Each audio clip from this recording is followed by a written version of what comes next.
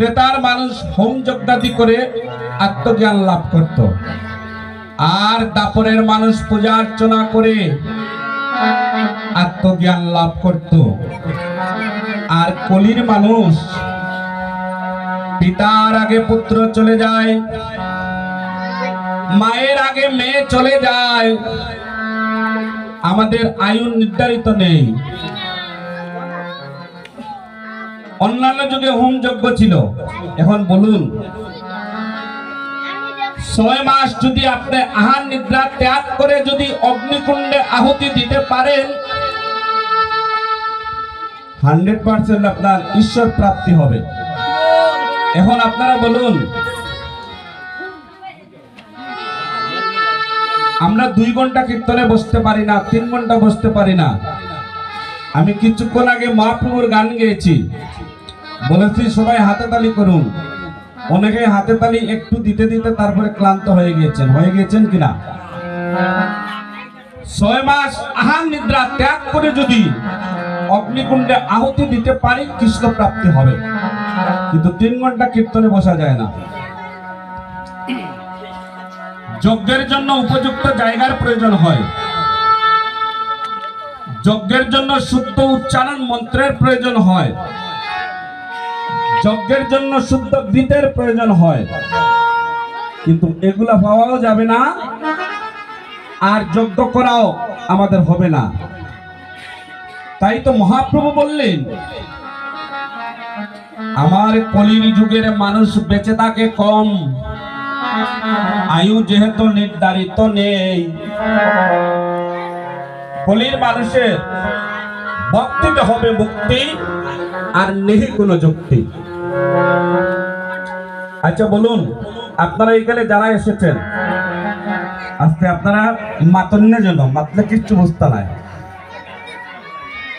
এই কান্তরে আপনারা যা নিয়ে যাবেন, ভগবানের গুণগান শ্রবণ করতে এসেছি, শুধু ভগবানের গুণগান আমরা শ্রবণ করব।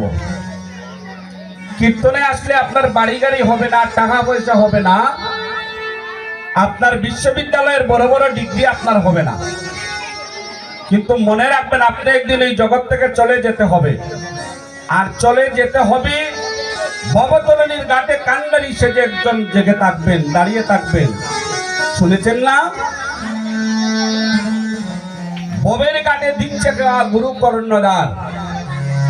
এই গুরুর নৌকায় যদি তলিয়ে যেতে হয়, তাহলে কি নিয়ে যাবেন? পার্থিব জগতের টাকা পয়সা বলে না। আপনারা ভগবানের গুণগান শ্রবণ মনন ভক্ত সঙ্গ করে যা কামাই করে নিয়ে যাবেন, ইহাই হবে আপনার পরকালের সম্বল। তাই গৌর হরিবল। বাবা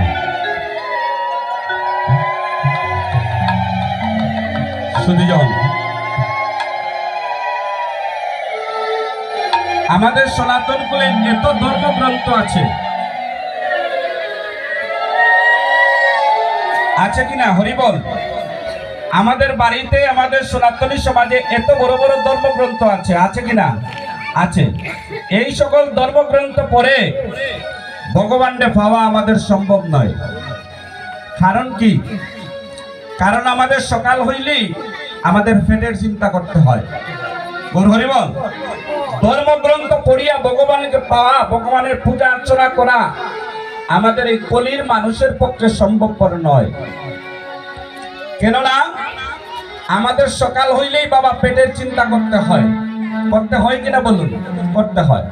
এর জন্য দেখুন, ভগবানের নিঃসৃত বদন হইতে বাণী ভগবত গীতার 9ম অধ্যায়ের 26 নম্বর শ্লোক।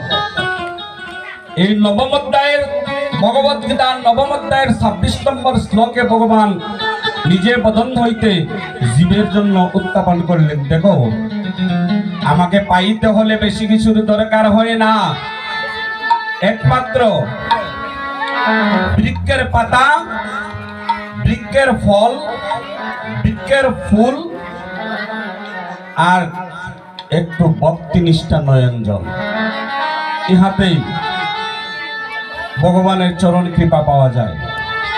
এই বিশ্বাসটা রাখতে হবে। কেননা বেদ বিদ্যা দুই কিছুই না জানে সে যদি গৌরাঙ্গ ভজে,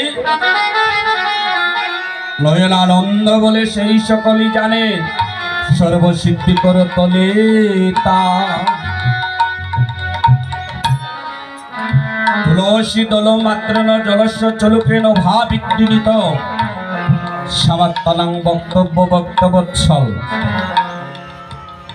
আমরা ফলির মানুষে ভগবানের চরণে বলে এসেছি তোমারে না দিয়ে খাবো না। বলেন আমি তো মাছ মাংস খাই, বলে খান, সমস্যা নেই। তার পূর্বে তো একটু জল তুলসী ভগবানকে দিতে পারেন, একটু জল তুলসী ভগবানকে অর্পণ করে সেবা করবেন, এটা ভগবানের চরণে পৌঁছে যাবে। এই কলির জীবে একমাত্র সুপ্ত ভক্তি সরল প্রেমে বাধা আমি সবকালে, আর সহজে তা পায় না মরে বিদ্যা বুদ্ধি আর কৌশল। দেখুন কেন কথাটা বললাম, ভগবান ভক্তকে পরীক্ষা করে, যারা পরীক্ষায় উত্তীর্ণ হয়ে যায় ভগবান তাহার ভক্তকে না দেখা দিয়ে পারেন না। আজ সংকীর্তন মাঝে শ্রীবাসঙ্গন মাঝে আমার গৌর সুন্দর হেমদণ্ড বাহু তুলে আজ হরিবল হরিবল বলে নৃত্য করছেন।